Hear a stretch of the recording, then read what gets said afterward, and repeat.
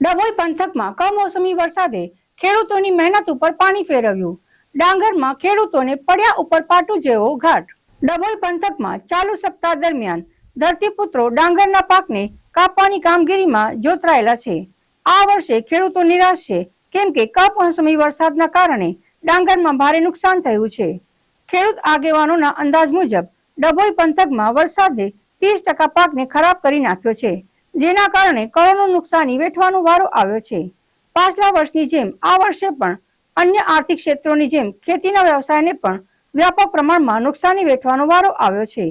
આ વર્ષે ચોમાસાની ઋતુ પહેલા ત્રાટકેલા કમોસમી વરસાદને કારણે ડભોઈ તાલુકાની હજારો હેક્ટર જમીનમાં ખેડૂતોને ડાંગરના પાકને ભારે નુકસાન પહોંચ્યું છે.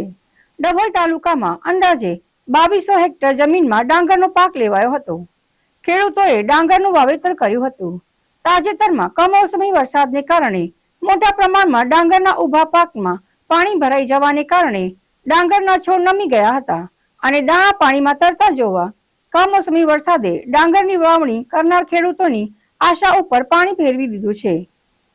એક અંદાજ 30% પાકની નુકસાની સહન કરવાનો વારો આવ્યો છે, એટલે કે 1000 હેક્ટર કરતા વધુ વિસ્તારનો પાક નિષ્ફળ ગયો છે. ઇરિગેશન વિસ્તારમાં ડાંગરનું સતત પાક ઉનાળુ પાક લેવામાં આવેલ હતો, પણ કમોસમી વરસાદના લીધે આ વર્ષે એટલું બધું નુકસાન થયું છે ખેડૂતનું તો ડાંગરનો પાક આખો નાશ પામે છે, પલળી ગયું છે.